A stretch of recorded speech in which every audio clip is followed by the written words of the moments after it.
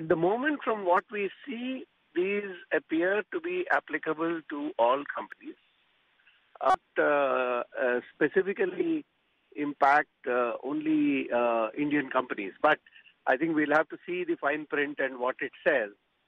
But certainly, it makes the whole process of the getting the H-1B visas and continuing with them a little more tedious. The second thing is, it also places an insistence on continuity of work and does not, recognize that in the global movement of the skilled workers, there could be short gaps in reality between one project and the other. Of course, there is a question of how long that can be, but clearly it's not as if the day the previous job ends, the next job begins. Because these are specialized workers and who move from project to project. And therefore, some short gaps are very much a part of the business. The second thing is the point of showing specialty qualification for a specific job will require an immigration person to actually sit in judgment over the nature of the job and the kind of specialty qualification that is required for that particular job, which I think they will really not be able to do. So I think that, this is something which, again, is somewhat unrealistic. So I think this certainly does complicate the whole process quite a lot and places certain responsibilities on the U.S. Customs and Immigration authorities, which we are not confident that they will be able to play.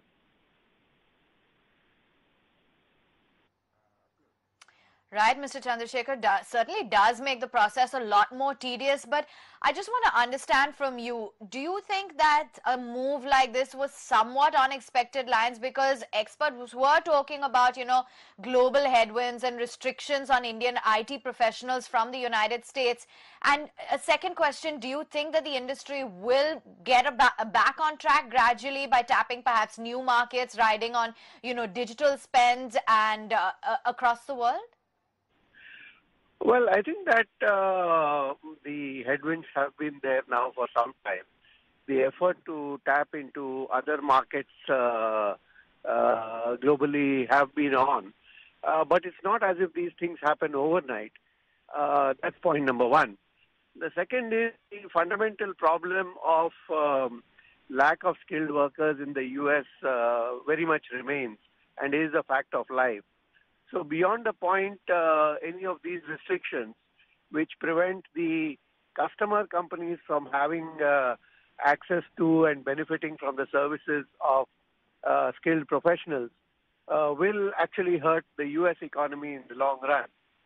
So I think that since this is an executive order, we'll also have to see in terms of actual implementation how difficult and restrictive it becomes. And if it ends up becoming too restrictive in practice, then it's going to end up hurting the U.S. economy as well.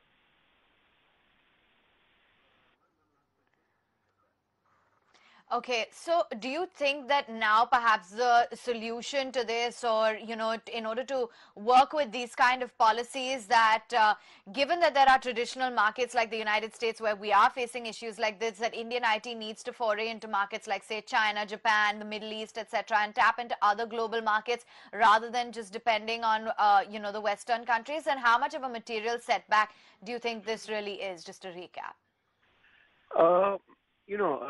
In terms of other markets, we have certainly seen pretty good revival in Europe.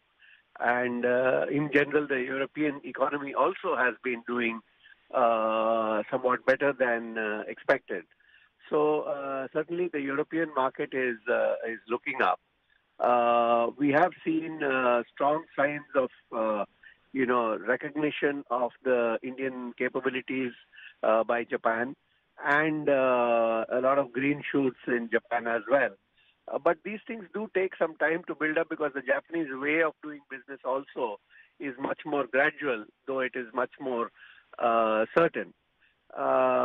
Similarly, in China, there have been some recent forays. But, the scale of these is not really enough to move the needle. Is not enough to move the needle very quickly. And therefore, I think that it will take some time. Similarly, conversely, it's not as if this would suddenly and dramatically, reduce the business in the U.S. But definitely over time, its impact would be negative, especially if it is implemented, very, very rigorously, and the efforts in other markets would have to be intensified. We've had good, reasonable build-up in Australia also, but I think Asia and Asian markets are something that we should be looking at far more seriously, because a lot of the growth engines are in this area, and even markets like Korea, for example, are hold quite a lot of potential. And the good thing is that we are seeing positive trend, positive traction, and definite interest in those markets. And that is something I think which we should make a strategic shift. Though working on some of these markets, including because they are both non-English speaking as well as cultural differences, different way of doing business, they will require much more differentiated and targeted strategy for each country. Mr. Chandrasekhar, thank you so much for joining in at ET Now and throwing insights on the current developments in IT space. Thank you for joining us. That was Nasscom President clearly highlighting that if such restrictions are imposed further and the norms become more stricter, it would be a bad news.